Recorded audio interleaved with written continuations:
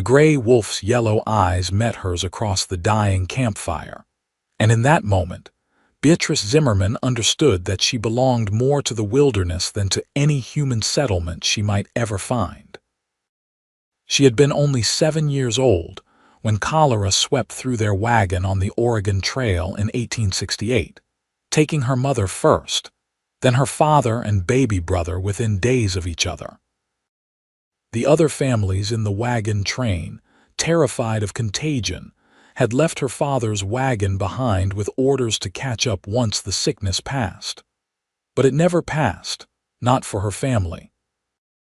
When the fever finally released its grip on Beatrice herself, she crawled from the wagon to find herself utterly alone in the Wyoming wilderness, too weak to walk, too young to know which direction civilization might lie. The wolves found her on the 3rd day.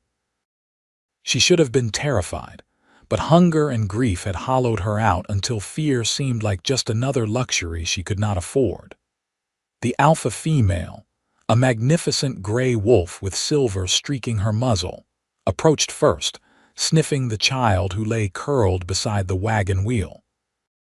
Perhaps it was the scent of death that still clung to the wagon that made the wolf cautious, or perhaps it was something else, some spark of recognition between two females who understood loss. The wolf brought her pups closer, and one of them, bolder than the rest, licked Beatrice's face. That was how it began. The pack adopted her, not as one of their own exactly, but as something strange and worthy of protection nonetheless. They brought her scraps of their kills. She learned to eat raw meat because she had no way to make fire. She learned their language of growls and whines, learned to read the position of ears and tail, learned that survival meant moving with the seasons and never staying in one place too long. By 1877, Beatrice was 16 years old, though she had no way of knowing that. She had grown tall and lean, her brown hair long and matted with burrs, her skin tanned dark by sun and wind. She wore the tattered remains of a dress that no longer fit her, supplemented with animal hides she had clumsily fashioned into coverings. She could not remember her last name, could barely remember her first. The sounds of human language had faded from her mind like a half-remembered dream. She was Bee to herself, in the quiet moments when she thought in something like words, but mostly she simply was. She ran with the pack through the mountains of Wyoming, her human endurance no match for theirs, but her determination keeping her close. She had learned to craft simple tools to dig for roots, to know which plants would sustain her and which would kill. The wolves tolerated her presence, some even showed her affection, but she was always aware that she existed on the margins of their world, not quite wolf, no longer quite human. The winter of 1877 came early and harsh. The pack ranged farther than usual in search of game, and it was during one of these desperate hunts that everything changed. They had tracked an elk herd down from the high country, following them toward the lower valleys where human settlements clustered. Beatrice smelled the smoke of civilization long before she saw it, and something in that scent stirred old memories, fragments of a life before the wolves. The alpha male led them past the outskirts of a town, keeping to the tree line, but Beatrice found herself slowing, staring at the wooden buildings, the wagons, the people moving about in their strange, upright way. A woman hung laundry on a line, and the sight of those clean, white sheets stirred something painful in Beatrice's chest. She remembered sheets, remembered softness, remembered a voice singing in the darkness. She did not realize she had wandered closer until the gunshot split the air. The bullet kicked up dirt 3 feet from where she crouched, and the pack scattered into the trees. Another shot followed, and another. Men were shouting, running toward her with rifles raised. Beatrice turned to flee, but her foot caught on a root and she went down hard. By the time she scrambled to her feet, 3 men had surrounded her. "What in the name of God?" one of them breathed, lowering his rifle slightly. "It is a girl," another said, his voice filled with horror and pity. "Look at her, she is barely clothed." "She was running with those wolves," the third man insisted, keeping his rifle trained on her. "Might be rabid." Beatrice bared her teeth and growled, a sound she had learned from the pack, a warning that she was dangerous despite her size. The men stepped back and she saw her chance. She darted between two of them, running for the trees with every ounce of speed she possessed. But human legs, even young and strong ones, were no match for horses. They ran her down within minutes, and though she fought like a cornered animal, biting and clawing, they eventually wrapped her in a blanket and tied her wrists. They brought her into the town of Independence, Wyoming, though the name meant nothing to her. People came out of their homes and shops to stare as the men carried their strange captive down the main street. Women gasped and turned away, pulling their children close. Men muttered about savagery and debated what should be done with her. They locked her in a room at the back of the general store, the closest thing Independence had to a jail. Beatrice huddled in the corner, shaking with fear and rage, testing the ropes that bound her wrists with her teeth. The walls pressed in on her, the ceiling too low, the air too still. She had not been fully enclosed since the wagon, and panic clawed at her throat. The door opened, and a woman entered, middle-aged with kind eyes and graying hair. She carried a tray with food and a cup of water. She set it down carefully, never taking her eyes off Beatrice, as if she were a wild animal that might attack at any moment, which Beatrice supposed she was. "Easy now," the woman said softly. "No one is going to hurt you. My name is Sarah Hendricks. Can you understand me?"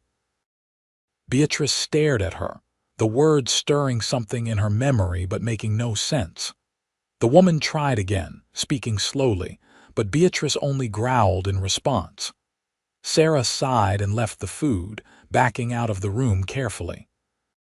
For 3 days, Beatrice refused to eat the cooked food they brought her, refused to let anyone approach her, refused everything except the water, which she drank with desperate thirst. She threw herself against the door until her shoulders were bruised, howled until her voice was raw, but the walls did not give way. On the 4th day, a different person came.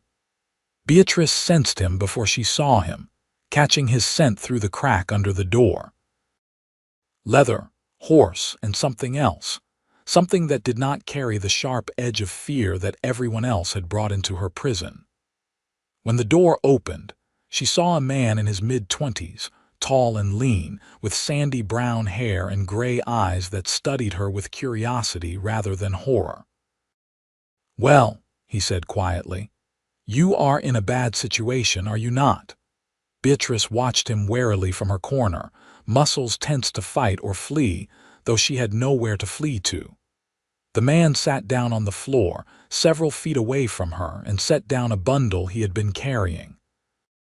He unwrapped it to reveal strips of dried venison, and Beatrice's nose twitched at the familiar scent of raw meat. Her stomach clenched with hunger. "Sarah tells me you will not eat," he continued in that same quiet voice. "I figured maybe you just do not like stew." No offense to Sarah, but her cooking is not exactly tempting even when you are starving. He pushed one of the strips of meat across the floor toward her, not close enough to threaten, but close enough to be within reach if she was brave enough to take it. Beatrice eyed the meat, then the man, then the meat again. Her hunger won out. She darted forward, snatched the strip, and retreated to her corner, tearing into it with her teeth. The man did not move, did not speak, just watched her with those calm gray eyes. When she had finished, he pushed another strip toward her. "My name is Matthew Ortiz," he said. "My friends call me Matt. I have a ranch about 5 miles from here, run cattle mostly, some horses. I heard about you from Sarah. She is worried."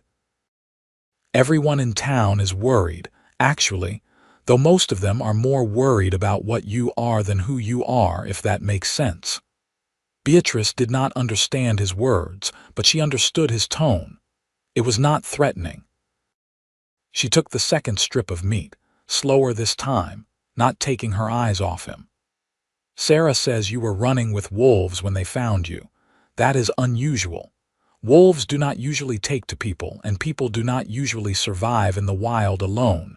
You must be either very lucky or very tough. Probably both. He paused, tilting his head slightly. Can you understand anything I am saying? Beatrice made a soft sound in her throat, not quite a growl, not quite anything human. Matthew leaned back against the wall, settling in as if he had all the time in the world.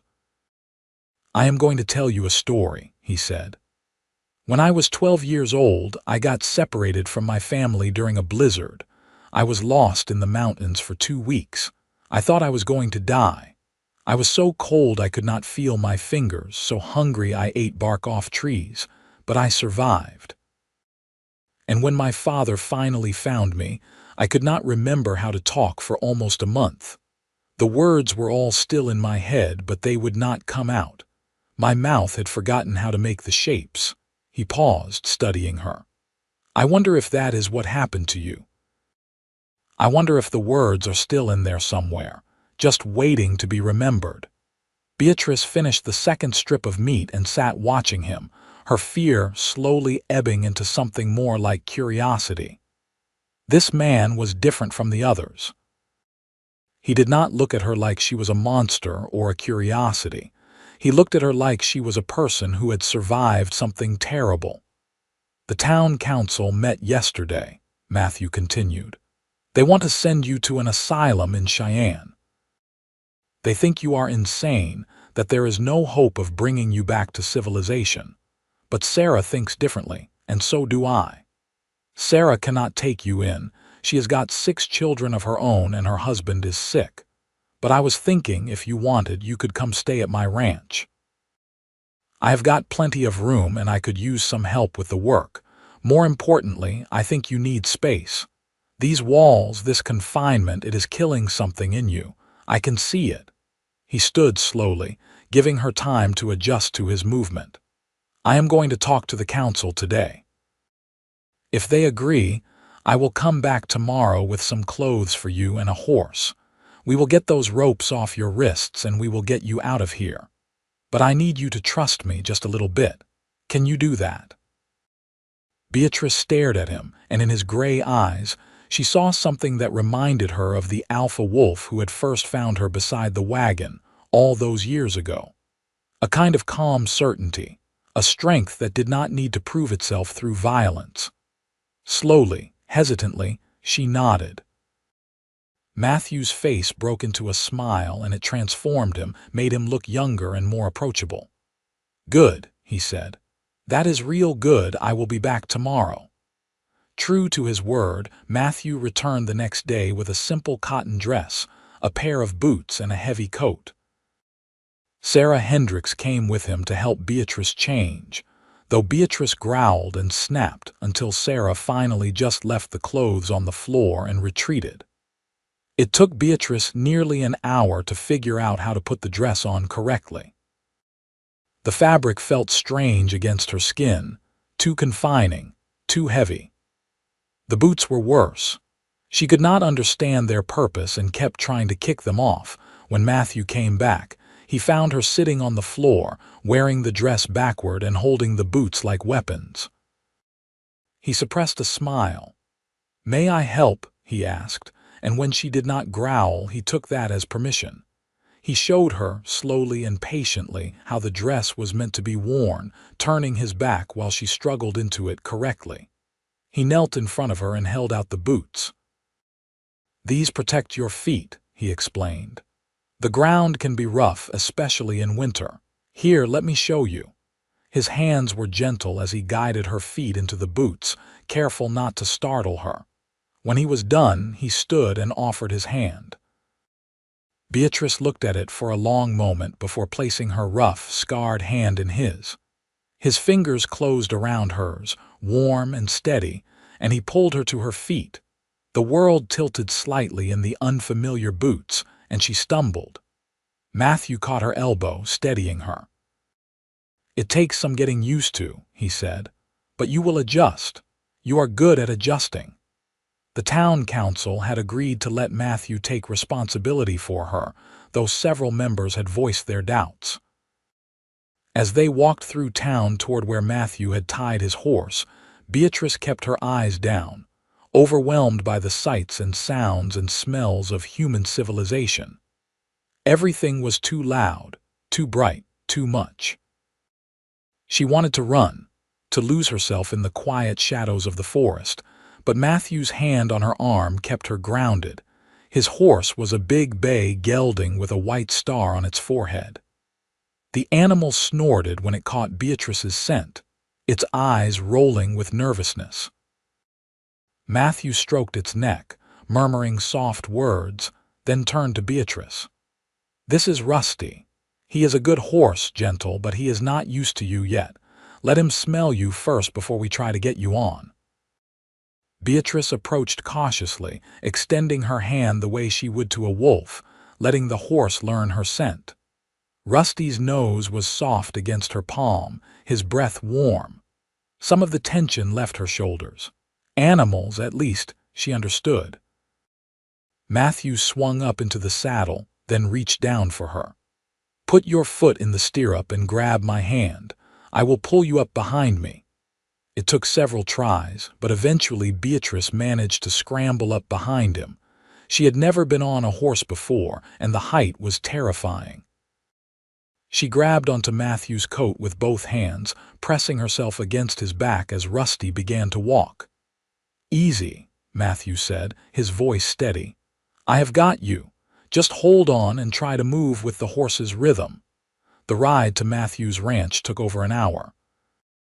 At first, Beatrice was too frightened to notice anything beyond the terrifying motion of the horse beneath her.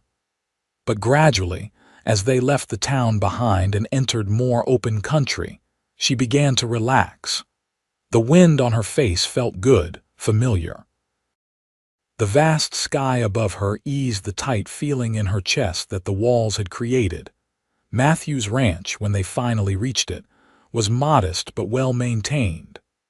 A small house with a covered porch, a barn, several corrals and pastures stretching out toward the mountains in the distance. Cattle grazed peacefully, and a few horses lifted their heads to watch as Rusty carried them up the drive. "It is not much," Matthew said as he helped her down from the horse, "but it is home. Come on, I will show you around." The house had 3 rooms, a main room with a kitchen area and a fireplace and 2 small bedrooms. Everything was clean and simply furnished. Matthew led her to one of the bedrooms. "This was my sister's room before she got married and moved to Colorado. You can have it. I will be right across the hall if you need anything." Beatrice stepped into the room and immediately felt the walls closing in again. Her breathing quickened, her heart racing. She backed out of the room, shaking her head violently. Matthew watched her for a moment, then nodded. "The walls are too much, are they not? All right, let us try something else." He led her outside to the barn. It was spacious and open, with stalls on either side and a loft above where hay was stored. "How about up there?" he suggested, pointing to the loft. "It is still shelter, but more open. You can see the sky through the gaps in the boards." Beatrice climbed the ladder to the loft and found it perfect. The hay was soft, the space was open, and she could smell the horses and cattle, familiar animal scents that comforted her. She turned to Matthew and nodded. "All right then," he said. "The loft it is. I will bring you some blankets and a pillow. And Beatrice, one more thing. See that bell hanging by the barn door? If you need me day or night, you ring that bell and I will come. Do you understand?" She looked at the bell, then at him, and nodded again. The first weeks at the ranch were difficult. Beatrice struggled with everything. Wearing clothes, using utensils to eat, being around another human being for extended periods. She bolted her food like an animal, could not sleep through the night without waking in panic, and sometimes forgot that she was no longer in the wild and would try to hunt the chickens that pecked around the yard. But Matthew was patient. He never raised his voice, never moved too quickly, never pushed her beyond what she was ready for. Each morning, he left food for her in the barn and went about his work, talking to her as he did, a steady stream of words that slowly began to take shape in her mind. "I am going to mend the fence in the north pasture today," he would say. "Want to come along? No pressure if you would rather stay here." At first, she always stayed. But gradually, curiosity drew her out. She would follow him at a distance, watching as he worked. He would explain what he was doing, his voice calm and educational. "See, the cattle rub against the posts and loosen them over time. You have to dig them out and reset them, make sure they are solid. Otherwise, the whole fence comes down and you spend 3 days rounding up escaped cattle." Not my idea of fun. Winter set in, harsh and cold. Matthew brought her warmer clothes, showed her how to layer them against the wind. He taught her to work the pump to draw water, to curry the horses, to scatter feed for the chickens. Simple tasks, but each one was a small victory, a tiny step back toward humanity. One morning in late December, Matthew came into the barn to find Beatrice standing by Rusty's stall, stroking the horse's nose. She turned when she heard him, and for the first time since he had met her, she smiled. It was a small smile, tentative and uncertain, but it was real. "He likes you," Matthew said softly. "Animals know good people." Beatrice opened her mouth, and a sound came out that was almost a word. Matthew froze, afraid to move, afraid to break whatever spell was allowing this to happen. She tried again, her face screwing up with concentration. "Take your time," Matthew encouraged. "There is no rush." "Matt," she finally managed, the word rough and unpracticed but unmistakable. His face broke into a grin so wide it hurt. "Yes," he said, his voice thick with emotion. "Yes, that is right, Matt, and you are Beatrice." She shook her head, frustrated, tried again. B, he repeated. "All right, B it is. It is nice to meet you, B, really meet you." From that day forward, the words came slowly but steadily. At first, just single words: horse, water, hungry, cold. Then simple phrases: "I help, thank you. Where going?" Her voice was rough from disuse, her grammar fractured, but she was speaking. She was coming back. As winter deepened, Matthew and Bee settled into a routine. She moved from the barn into the house, though she kept her bedroom door open at all times and sometimes still slept in the loft when the walls felt too close. She learned to cook simple meals, to wash dishes, to tend the fire. Matthew taught her to read using an old primer he found in town, and she absorbed the lessons with desperate hunger, as if each word she learned was a piece of herself she was reclaiming. They talked in the evenings, sitting by the fire while the wind howled outside. Matthew told her stories about his family, about growing up on a ranch in New Mexico territory before his father died and he moved north to start his own place. Bee listened intently, and slowly, painfully, she began to share fragments of her own story. "Family," she said one night, the word heavy with grief. "Sick, all sick, I wake up they gone. Dead?" Matthew asked gently. She nodded, tears streaming down her face. It was the first time she had cried since coming to the ranch, the first time she had let herself feel the full weight of what she had lost. Matthew moved to sit beside her, and when she collapsed against him, sobbing, he put his arms around her and held her while she cried for her mother, her father, her baby brother, for the little girl she had been who had died beside that wagon. "I am so sorry," he whispered into her hair. "I am so sorry." Spring came late to Wyoming in 1878, but when it finally arrived, it brought warmth and new life to the ranch. The cattle had survived the winter in good shape, and several of the cows were due to calve. Matthew and Bee worked together to prepare for the new arrivals, checking the fences, making sure the barn was ready. Bee had changed dramatically over the winter months. Her hair was clean and trimmed to her shoulders, her skin had lost its weathered look, and she moved with growing confidence in her human body. Her speech had improved enormously, though she still searched for words sometimes, and her syntax could be unusual. Most importantly, the frightened, feral look had left her eyes, replaced by something softer, more vulnerable, more human. One afternoon, they were out checking on a cow who was about to calve when a late spring storm rolled in unexpectedly. The temperature dropped rapidly, and within minutes, snow was falling so thick they could barely see. Matthew grabbed Bee's hand. "We need to get back to the house now," he shouted over the wind.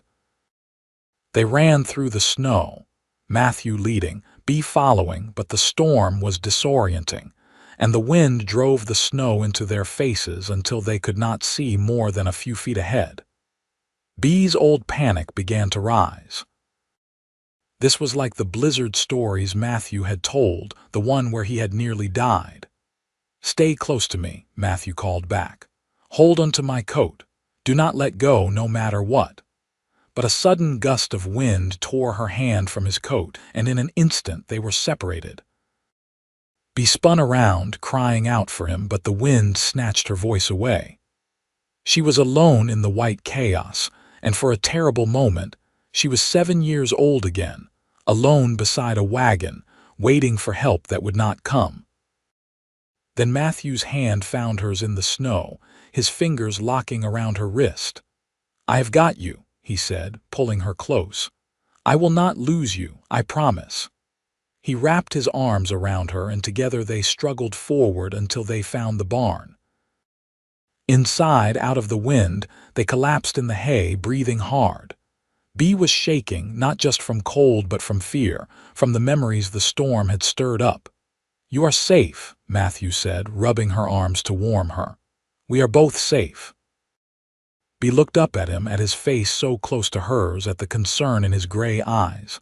Something shifted in her chest, a feeling she did not have words for, something warm and frightening and wonderful all at once. "Matt," she said softly, "you save me, then, now, always save me." "You are worth saving," he replied, and he meant it. Somewhere over the long winter, Bee had stopped being a responsibility and had become something else entirely. He looked forward to seeing her each morning, to hearing her laugh when one of the horses did something silly, to watching her face light up when she successfully read a whole sentence without stumbling. He told himself it was just pride in her progress, satisfaction at helping someone in need. But he knew it was more than that. The storm passed by evening, and they made their way back to the house through the settling dusk. Inside, Matthew built up the fire while Bee changed into dry clothes. They made dinner together, moving around the kitchen with practiced ease, and ate in companionable silence.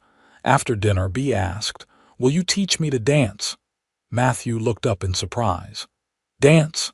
Where did that come from?" "Sarah Hendricks, she talked to me in town last week. She say there is dance coming in summer, all town comes.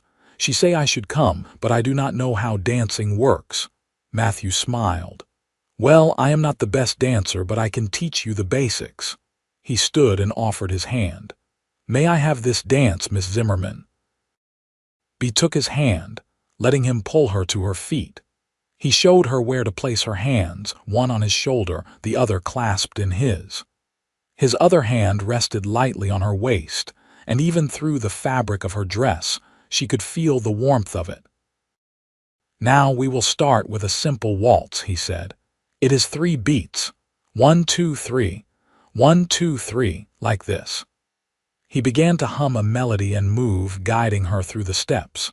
At first, she stumbled over her own feet, but gradually she found the rhythm. They moved around the small room, turning slowly, and Bee found herself laughing with delight. "I do it," she exclaimed. "I am dancing." "You are dancing," Matthew confirmed, grinning. "You are a natural." They continued to move together, and Matthew found himself very aware of how close she was, of the smell of soap in her hair, of the way her hand fit in his. When the dance ended, they were both slightly breathless, standing close together in the firelight. "Thank you," B said softly. "For teaching. For everything." "You do not need to thank me," Matthew replied, his voice equally soft. But he did not let go of her hand, and she did not pull away. The moment stretched between them, full of possibility, until a log in the fireplace shifted and broke the spell. They stepped apart, suddenly awkward, and Bea excused herself to go to bed. But as Matthew lay in his own bed that night, staring at the ceiling, he had to admit the truth to himself. He had fallen in love with her. Completely, irrevocably in love with the wild girl he had rescued from that room in town. The question was, what was he going to do about it? Spring turned to summer, and the ranch thrived. The calves were healthy, the horses were breeding well, and Matthew even managed to sell some cattle at a good price. He hired a couple of ranch hands to help with the increased work and be adjusted to having more people around with remarkable grace. She was still quiet, still more comfortable with animals than people, but she was no longer afraid. Sarah Hendricks became a regular visitor, bringing Bea dresses and teaching her the finer points of being a lady. Bea tolerated the lessons with patience, though Matthew could tell she found them tedious. She preferred working outside, helping him with the horses, riding across the open range, because she had learned to ride. Matthew had started teaching her in early spring, and she took to it like she had been born in the saddle. She rode fearlessly, with a natural grace that came from her years of running with the wolves. Watching her gallop across the pasture, her hair streaming behind her, Matthew thought she was the most beautiful thing he had ever seen. The town dance that Sarah had mentioned was scheduled for early July, and as the date approached, Bea grew increasingly nervous. "There will be many people," she said to Matthew one evening. "What if I do something wrong? What if they still think I am Wild Thing?" "You are not a wild thing," Matthew said firmly. "You are a brave, strong woman who survived something most people could not imagine. Anyone who thinks less of you is not worth your time." He paused, then added, "Besides, you will not be alone. I will be right there with you the whole time." The night of the dance, Sarah came to the ranch to help Bea get ready. She had brought a blue dress that matched Bea's eyes, and she helped her pin up her hair in a style that was fashionable but not too complicated. When Bea emerged from her bedroom, Matthew felt his breath catch. "You look beautiful," he said, and meant it. Bea blushed, unused to compliments. "The dress is Sarah's doing, not mine. The dress is lovely, but that is not what I meant." They rode into town together in Matthew's wagon, and as they approached Independence, Bea's hand found his and squeezed tight. "I am scared," she admitted. "I know," he replied, "but you can do this. You have already done so many harder things." The dance was being held in the church hall, which had been decorated with bunting and lanterns. Music spilled out into the street, fiddle and guitar and the sound of laughter. Matthew helped Bea down from the wagon, and together they walked inside. The room fell silent as people noticed them. Bea froze, her instinct to flee warring with her determination to prove she belonged. Then Sarah Hendricks bustled over, smiling warmly. "Bea, you made it, and do not you look lovely? Come, let me introduce you to some of the other ladies." The ice broken, the room slowly returned to normal. People approached cautiously at first, curious about the girl who had run with wolves. But Bea handled herself well, answering questions politely if briefly, and gradually the townsfolk began to accept her presence. When the music started up again, Matthew led Bea onto the dance floor.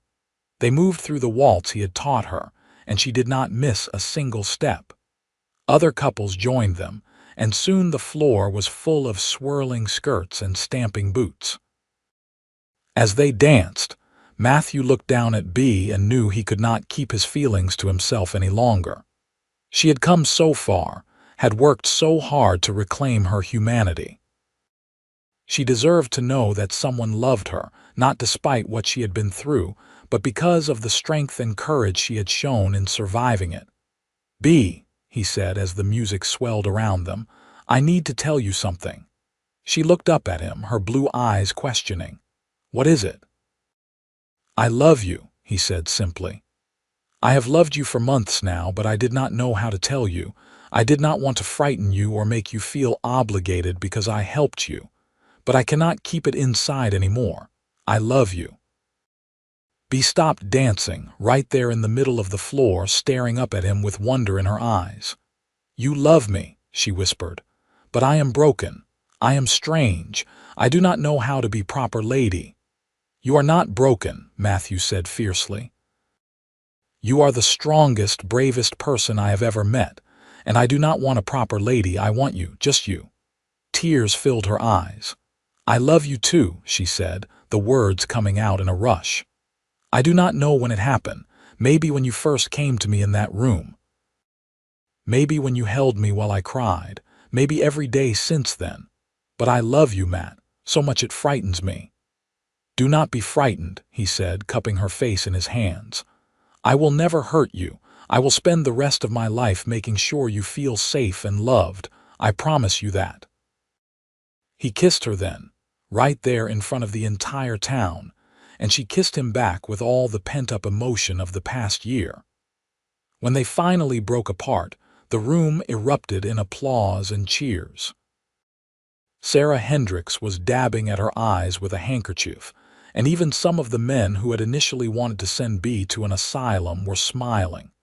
The rest of the evening passed in a blur of happiness. They danced every dance, talked with neighbors, and made plans.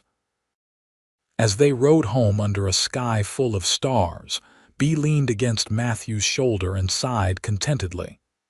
"I never thought I would be happy again," she said. "After my family died, after the wolves, I thought I would always be alone. But you showed me I was wrong. You taught me to trust again. To hope again." "You taught me some things too," Matthew replied. "You taught me that strength comes in many forms, that healing takes time, that love is worth waiting for."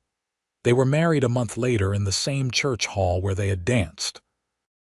Sarah Hendricks helped Bee make her wedding dress, a simple white gown that Bee could move in comfortably.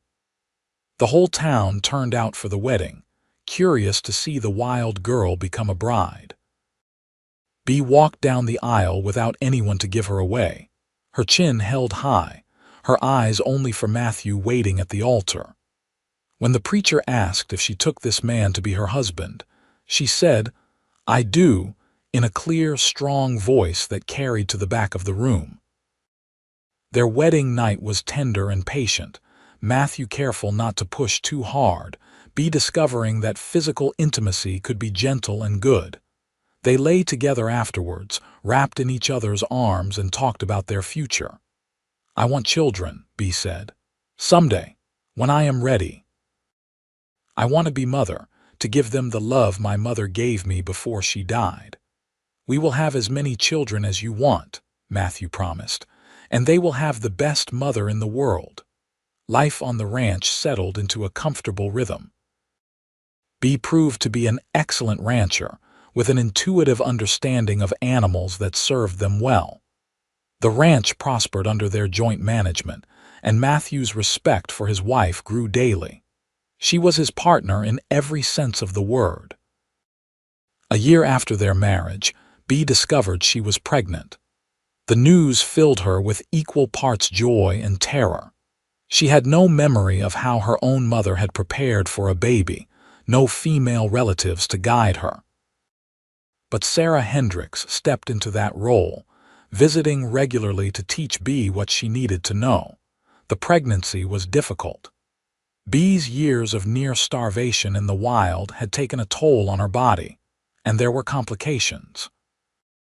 The doctor from Cheyenne came to check on her and warned that the birth might be dangerous. Matthew stayed by her side constantly, his fear for her health written plainly on his face. "If something go wrong," Bea said to him one night, her hands on her swollen belly, "you save baby, not me." "Do not talk like that," Matthew said fiercely. "Nothing is going to go wrong. You are too strong. You survived wolves, starvation, the wild. You can survive this. Promise me," she insisted. "Promise if you must choose, you choose the baby." "I promise I will do everything in my power to save you both," Matthew replied. "But I am not promising to let you die. I cannot. I would not survive losing you." When her labor began on a cold February night in 1879, it was indeed difficult. Bea labored for 18 hours, her strength failing while Sarah and the doctor worked to help her. Matthew paced outside the bedroom door, praying to every god he could think of, bargaining with the universe to spare his wife. Finally, as dawn broke over the mountains, a baby's cry split the air. The bedroom door opened and Sarah emerged, smiling through her exhaustion. "You have a son," she said. "And Bea is going to be fine. She is asking for you." Matthew rushed into the room to find Bea propped up against the pillows, exhausted but radiant, holding a tiny bundle wrapped in a blanket. He sat carefully on the edge of the bed, looking down at his son's red, scrunched-up face. "He is perfect," he breathed. "He is loud," Bea said with a tired laugh, "and hungry, and perfect." She looked up at Matthew, tears streaming down her face. "We did it. We made life. After so much death, we made life." They named him Thomas after Matthew's father and called him Tommy. He was a healthy baby with a powerful set of lungs and his mother's blue eyes. Bea took to motherhood with the same fierce determination she brought to everything else. She was protective, loving, and utterly devoted. As Tommy grew, Bea sometimes told him stories, sanitized versions of her time with the wolves. "Once upon a time," she would say, "there was a little girl who lived in the forest with wolf friends. They taught her to be strong and brave and to never give up, no matter how hard things got." Tommy loved these stories, not knowing they were about his own mother. Matthew would listen from the doorway, marveling at how far Bea had come. She had reclaimed not just her humanity, but her ability to love, to trust, to hope for the future. 2 years after Tommy was born, Bea had a daughter they named Mary, and 3 years after that, another son they called James. The house rang with the sound of children's laughter, a sound that healed something in Bea that had been wounded since that day beside the wagon so long ago. The ranch continued to prosper. Matthew bought more land, hired more hands, and built a bigger house with plenty of rooms for their growing family. Bea learned to read and write fluently, to do figures, to manage the household accounts. She became known in Independence as a savvy businesswoman, though some of the older residents still whispered about her wild past. Bea did not care what they whispered. She had everything she needed: a husband who loved her, children who brought her joy, work that satisfied her, and a place to call home. Sometimes, on clear nights, she would stand on the porch and look out at the mountains where the wolves still roamed, and she would feel a complicated mixture of gratitude and grief for the years she spent with them. "You miss it?" Matthew asked her once, coming to stand beside her. "The wild?" Bea considered the question carefully. "I miss the freedom sometimes," she admitted. "The simplicity, but I do not miss the hunger or the cold or the loneliness. The wolves saved my life, but you gave me back my life. There is difference. If you ever want to go out there to see if the pack is still around, I will go with you," he offered. She smiled and took his hand. "Maybe someday, but not now. Now my pack is here." She gestured back toward the house where they could hear the children playing. "They need me, and I need them." The years passed peacefully. Tommy grew into a tall, serious boy who loved working with the cattle. Mary was wild and free-spirited, always climbing trees and catching frogs, reminding Matthew of what Bee must have been like as a child. James was quiet and thoughtful, preferring books to outdoor work, which delighted Bee since she still loved to read. In 1888, when Bee was 27 years old and had been married to Matthew for 10 years, she finally told her children the truth about her past. They were old enough to understand, she felt, and she did not want them to hear it first from town gossips. They sat around the dinner table, and Bee told them about the wagon train, about her family dying, about being found by wolves. She told them about living in the wild for years, about forgetting how to be human. She told them about their father rescuing her, teaching her to trust again, helping her find her way back to civilization. The children listened with wide eyes, asking questions, marveling at their mother's strength. "Were you scared?" Mary wanted to know, all the time, Bee admitted. "But being scared does not mean you give up, it just means you have to be brave." "What happened to the wolves?" Tommy asked. "The ones who took care of you, I do not know," Bee said honestly. "I like to think they are still out there, still running through the mountains. But wolves do not live as long as people. They might be gone now." That night, as she and Matthew prepared for bed, he said, "You were wonderful with them today. I know that was not easy to talk about." "They deserve to know," Bee replied. "They deserve to know that people can survive terrible things, that it is possible to heal, to build a new life. Someday they might need to remember that." Matthew pulled her into his arms. "I love you," he said. "I know I tell you that every day, but I do not think I can say it enough. You are the most remarkable person I have ever known." "I love you too," Bee said, resting her head on his chest. "You saved me, Matt, not just from that room in town, but from a life of fear and loneliness. You taught me that it is safe to love, safe to need someone. I will never be able to thank you enough for that." "You do not need to thank me," he said, kissing the top of her head. "Loving you is not a burden, it is a privilege." As Bee drifted off to sleep that night, safe in her husband's arms, she thought about the strange journey her life had taken. From a little girl on a wagon train, to a wild creature running with wolves, to a woman with a home and a family and a place in the world. It had been a hard road, full of pain and loss and struggle.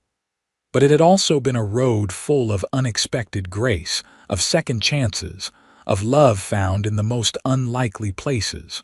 The wolves had taught her to survive, but Matthew had taught her to live. And that, she thought as sleep claimed her, made all the difference.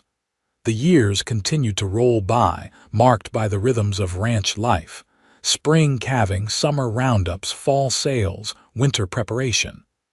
The children grew strong and capable, each finding their own path. Tommy took over more and more of the ranch work, showing a natural aptitude for leadership. Mary, to everyone's surprise, showed an interest in medicine after helping Sarah Hendricks nurse a neighbor through illness. James discovered a talent for drawing and painting, capturing the beauty of the Wyoming landscape in sketch after sketch. In 1895, when the oldest pack of wolves that might have known Bee would certainly have passed on, she finally felt ready to return to the place where her old life had ended and her life with the wolves had begun. She asked Matthew to take her to find the spot where her family's wagon had been abandoned. It took them 2 days of riding to reach the area, following Bee's fragmentary memories and Matthew's understanding of the old wagon train routes. They camped under the stars, and Bee found herself surprisingly comfortable sleeping on the ground again, though she was grateful for the bedroll and blankets Matthew had brought. On the afternoon of the second day, Bee suddenly reined in her horse. "Here," she said softly. "It was here." There was nothing left to mark the spot. No trace of the wagon, no bones, no sign that anything had ever happened in this quiet valley. But Bee dismounted and walked forward, her eyes distant, seeing a past that only she could see. "This is where the wagon was," she said, pointing. "There was a big rock over there, I remember. And the creek, it is over that way, though it might have changed course. This is where I waited, where I lay down to die, where the wolves found me." Matthew stood back, letting her have this moment. She knelt on the ground, her fingers digging into the earth, and closed her eyes. "Thank you," she whispered, "to the ghosts of her family, to the spirits of the wolves, to the land itself. Thank you for keeping me alive. Thank you for not letting me give up." She stood and turned to Matthew, tears streaming down her face, but she was smiling. "I am ready to go home now," she said. "Home to the ranch," he asked. "Home to you," she clarified. "Wherever you are, that is home." They rode back to the ranch, and Bee felt as though she had finally closed a door that had been standing open for nearly 30 years. She had made peace with her past, had honored the little girl she had been and the wolves who had saved her, and now she could fully embrace the life she had built. That Christmas, the whole family gathered around the tree Matthew and the boys had cut from the north pasture. Presents were exchanged, songs were sung, and as Bee looked around at her husband and her children, all grown now and starting to make their own ways in the world, she felt a profound sense of gratitude. "What are you thinking?" Matthew asked, sliding his arm around her waist. "I am thinking about how lucky I am," Bee replied. "I lost everything once, I should have died, but instead I was saved, twice, first by the wolves, then by you, and look at what I have now. Look at this beautiful life." "We are the lucky ones," Matthew corrected gently. "We got you." In 1897, Tommy married a girl from town, and the following year, he and his wife presented Bee and Matthew with their first grandchild. Holding the tiny baby girl in her arms, Bee thought about the cycle of life, about how death and birth and love and loss were all woven together into something larger than any one person could fully understand. "What will you name her?" she asked Tommy. "We thought we would name her Beatrice," he said, "after the strongest woman I know." Bee cried, of course, happy tears this time, and kissed her granddaughter's soft head. "Hello, little Beatrice," she whispered. "Welcome to the pack." Mary went to nursing school in Cheyenne and came back to Independence to open a small clinic, serving the ranching families scattered across the territory. She never married, too devoted to her work, but she was happy. James moved to Denver to study art, and his paintings began to appear in galleries. He came home often, bringing with him stories of the growing city and the changing world. Wyoming became a state in 1890, and Independence grew from a small settlement into a proper town. The railroad came through, bringing more people, more commerce, more change. But the essence of the place remained the same. Hard-working people trying to make a life in a beautiful, harsh land. Bee and Matthew grew older together, their love deepening with each passing year. They had weathered storms, both literal and metaphorical, had faced hardships and celebrated triumphs, had built something lasting and real. The ranch was now one of the most successful in the region, and the Ortiz name was respected throughout Wyoming. On their 20th wedding anniversary, Matthew gave Bee a gift, a beautiful leather-bound journal and a fine pen. "I thought you might want to write down your story," he said, "for the grandchildren and their children after them, so they will always know where they came from." Bee started writing that very evening, sitting at the kitchen table with a cup of tea, putting down in words the extraordinary journey of her life. She wrote about her family, about the wagon train, about the wolves. She wrote about the day Matthew came into that room in Independence and gave her a second chance. She wrote about learning to be human again, about falling in love, about the joy and terror of motherhood. She wrote about building a life from nothing, about finding strength she did not know she had, about the power of love to heal even the deepest wounds. It took her months to finish, and when she was done, she had filled the entire journal. She gave it to Matthew to read, nervous about what he would think. He read it over the course of a week, and when he was finished, he had tears in his eyes. "This is beautiful," he said. "This is important. This should be published, B. People need to read this story." "I do not want to be famous," she protested. "I just want my grandchildren to know." "It is not about fame," Matthew argued. "It is about hope. There are other people out there who have survived terrible things, who feel broken and lost. Your story could help them see that there is a way forward." Eventually, B agreed. The journal was published in 1899 as My Life with Wolves, a true story of survival and redemption. It caused a small sensation, particularly among women readers. B received letters from all over the country, from people thanking her for sharing her story, for showing them that it was possible to overcome trauma and build a good life.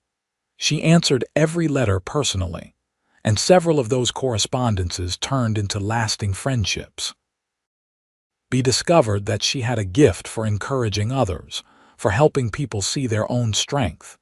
She began speaking at churches and community gatherings, though she was always nervous before each appearance. "Just tell the truth," Matthew would remind her. "That is all anyone needs to hear." In 1905, when B was 44 and Matthew was 48, they took a trip to Colorado to visit Matthew's sister, whom B had never met. The journey was long but comfortable, now that the railroad made such travel possible. Matthew's sister, Elizabeth, welcomed them warmly, and the two women became fast friends. On the way home, as their train crossed the high plains of Wyoming, B looked out at the vast, empty landscape and smiled. "You know," she said to Matthew, "I used to think that being alone was the worst thing that could happen to a person. And it is terrible, do not misunderstand me. But I learned something during those years. I learned that I was stronger than I thought. That I could survive things that should have killed me. And that strength, that knowledge, it has served me well ever since." "You are the strongest person I know," Matthew said, taking her hand. "But I am glad you do not have to be strong alone anymore." "So am I," B agreed, squeezing his hand. "So am I." They returned to the ranch to find that Tommy and his wife were expecting their third child, and Mary had successfully performed a difficult surgery that saved a rancher's life after a horse kicked him. James had sold a painting for more money than Matthew made in 6 months of ranching, and he was giddy with excitement. Life was good. Life was full. Life was exactly what B had never dared dream it could be during those long, hungry years in the wild. As B and Matthew moved into their 50s, they began to slow down, letting Tommy take over more of the ranch operations. They remained active and involved, but they also took time to enjoy each other's company, to sit on the porch in the evenings and watch the sun set over the mountains. "Do you ever regret it?" B asked Matthew one evening. "Taking responsibility for me that day, your life would have been simpler without me." "Simpler, maybe," Matthew acknowledged, "but not better, never better. You are the best thing that ever happened to me, B." "I mean that with my whole heart." "I love you," she said, leaning her head on his shoulder. "I have loved you from the moment you sat down on that floor and offered me meat instead of fear. You saw me when everyone else saw only a wild animal. You believed I could come back. And I did because of you." "We saved each other," Matthew said. "I was lonely before you came into my life. Oh, I had the ranch and that kept me busy, but I was lonely. You filled a space I did not even know was empty." They sat in comfortable silence, watching as the first stars appeared in the darkening sky. Somewhere in the distance, a wolf howled, the sound carrying clear and lonely across the range eland. Bee smiled. "I hope they are happy out there," she said. "The wolves, I hope they are still running free." "I am sure they are," Matthew replied. "Just like you." Bee looked at him quizzically. "I am not running free, I am here on this porch with you." "That is exactly what I mean," Matthew said. "You are free because you chose to be here. Not because you are trapped or have no other options, but because this is where you want to be. That is the best kind of freedom there is." Bee thought about that and realized he was right. She had been physically free during her years with the wolves, but she had also been a prisoner of circumstance, of survival, of necessity. Now she had the freedom to choose her own path, to decide each day how she wanted to live. And every day she chose this ranch, this man, this life. Not because she had to, but because she wanted to. "You are wise for an old cowboy," she teased, and Matthew laughed. "I am wise enough to marry you," he retorted. "That is something." The years continued their steady march forward. Grandchildren grew and had children of their own. The ranch passed to Tommy, and then to his oldest son. Bee and Matthew moved into a smaller house on the property, content to spend their twilight years quietly. Bee continued to write, filling journal after journal with stories, observations, bits of wisdom she wanted to pass down. She wrote about the importance of resilience, about the power of kindness, about how love could transform even the most broken heart. Her writings were collected and published in several volumes, and she became known as a voice of hope for women who had survived trauma. But her favorite role was grandmother. She loved having the grandchildren visit, loved teaching them about the land and the animals, loved telling them stories. She was gentler with them than she had been with her own children, having learned through experience how to balance protection with freedom. On her 70th birthday in 1931, the whole family gathered at the ranch for a celebration. Children, grandchildren, and great-grandchildren filled the house and spilled out onto the lawn. There was a feast, and dancing, and speeches. Tommy stood up and told stories about his mother's strength. Mary talked about how Bee had taught her that being different was not a weakness but a strength. James showed sketches he had made of his mother over the years, a visual record of her life. When it was Bee's turn to speak, she stood with Matthew's help and looked around at all the faces watching her expectantly. "I have lived a strange life," she began, her voice still strong despite her years. "I have been places and seen things that most people cannot imagine. I have been lost and lost again and found again. But through it all, there has been one constant: love. The love of the wolves who kept me alive when I should have died. The love of this man who taught me to be human again." She reached down and took Matthew's hand. "The love of my children and grandchildren and great-grandchildren. Love is what saved me. Love is what gives life meaning. Remember that." There was not a dry eye in the house when she sat down. The party continued late into the evening, and when it was finally over and the last guests had gone home, Bee and Matthew sat on the porch together, wrapped in blankets against the cool night air. "That was a good party," Bee said contentedly. "You are a good woman," Matthew replied. "I am so proud of you, Bee. Of everything you have accomplished, everything you have overcome. You took a broken life and built something beautiful from it." "We built it together," Bee corrected. "I could not have done any of it without you." They sat in silence for a while, and then Bee said, "Matthew, I need to tell you something. I am tired. I have been tired for a while now. I do not think I have much more time." Matthew's hand tightened on hers. "Do not talk like that. We have to talk about it," Bee said gently. "We are both old, Matt. Older than most people get to be, and I am not afraid. I have had a good life, a wonderful life, better than I ever could have hoped for. When my time comes, I will be ready." "I will not be ready," Matthew said, his voice breaking. I will never be ready to lose you." "You will not lose me," Bee assured him. "I will always be with you, just like my family is always with me, just like the wolves are always with me. The people we love never really leave us." Matthew pulled her close, and they sat like that for a long time, holding each other in the darkness, trying to memorize the feeling of being together, knowing that their time was growing short.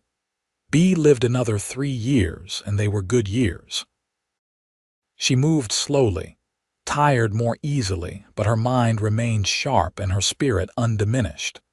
She continued to write, to receive visitors, to offer wisdom and comfort to those who sought her out. And every evening, she and Matthew sat on the porch together, watching the sun set, holding hands, grateful for one more day.